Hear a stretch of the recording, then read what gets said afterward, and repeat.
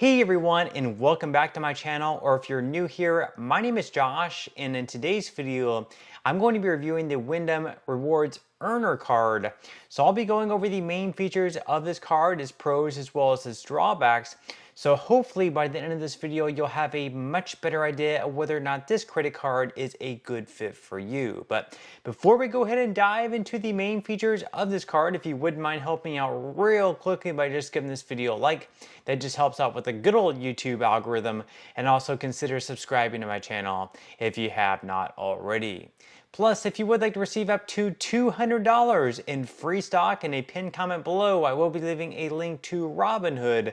All you have to do is once you click on that link is just sign up for a free account and then simply link your bank account. You do not even have to make an opening deposit. At that point in time, Robinhood will be sending you one free stock worth all the way up to $200. Okay, so diving right into the main features of the Wyndham Rewards Earner Card. First off, we're going to be talking about points and how much you can earn with this card. So starting out, you will be earning 5 points per dollar spent on hotels by Wyndham, as well as on gasoline transactions. Then you'll be earning 2 points per dollar spent on dining, as well as at grocery stores. And then finally, on all other transactions, you will be earning 1 point per dollar spent. Now with this card, there's also going to be a pretty good spend bonus as well. So as long as you're able to spend at least $2,000 within the first 180 days from receiving this credit card, you will be receiving a spend bonus of 45,000 points. That's going to be worth all the way up to 6 free nights at Wyndham properties. Now keep in mind, some property nights may be worth up to 30,000 points. So it's not going to be guaranteed 6 free nights, but it can be up to 6 free nights. Now with this card, there's also going to be some other pretty good perks that come with it as well. So just for instance, you will be receiving 7,500 annual bonus points as long as you're able to spend at least $15,000 on eligible purchases in the previous year. You're also going to be receiving automatic gold level benefits, so you can enjoy perks like free Wi-Fi, preferred room selection, late checkout, and much more. You're also going to be receiving card member booking discount. You can also redeem 10% fewer Wyndham Rewards points for Go Free Rewards. And then you're also going to be receiving $0 fraud liability protection as well, which means that if someone steals your card, you lose it, someone picks it up and spends hundreds or even thousands of dollars with it, thankfully, you're not going to be held liable to pay for those charges because, of course, you did not authorize them. And then finally, with this card, there are not going to be any foreign transaction fees. So if you do happen to travel abroad, this is definitely a credit card that you can take with you, and you will not be charged anything extra for using it, at least by the card issuer. So now that we went over the main features of this card at this point in time, we are going to go ahead and dive into the APR and fees. And of course, that's also super important to know about as well. So starting out, your purchase APR is going to range anywhere between 20.49 to 29.99% based on your credit worthiness. Then as far as Wyndham timeshare purchases, you're going to have a 0% introductory APR for the first 6 billing cycles.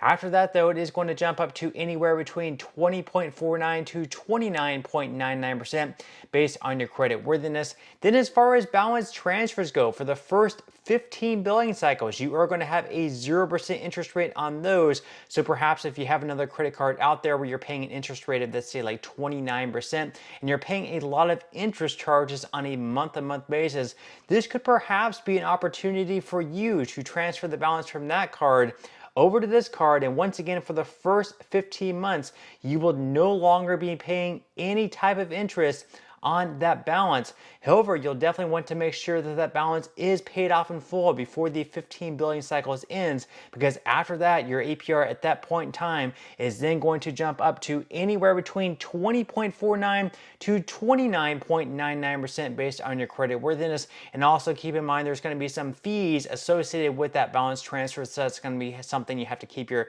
mind open for as well. Then as far as cash advances go, on this channel, we usually recommend to stay far away from cash advances. This, of course, should not be considered financial advice, just my own personal reasons. Usually with them, you have a very high interest rate, plus you have to pay a lot of fees as well. But if you do decide to take out a cash advance with this card, just know that your APR on them is going to be a whopping 29.99%, Plus, like I said, a lot of fees as well, which we are going to go ahead and dive into right now. So starting off with those fees, with the cash advances, on each cash advance, you are going to have a fee of either $10 or 5%, whichever happens to be greater. So in the case you do a cash advance of, let's say, like maybe $100, in that case, there is going to be a fee of $10.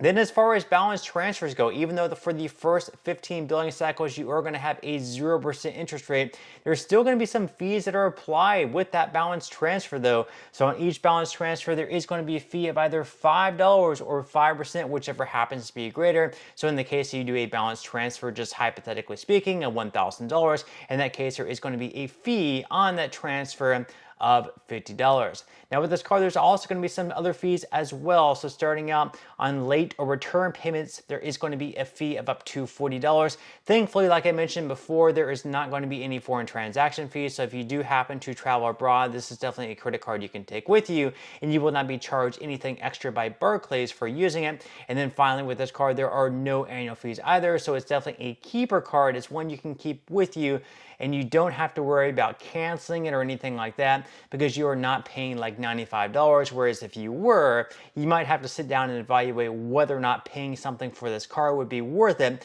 compared to the perks that you're getting back in return.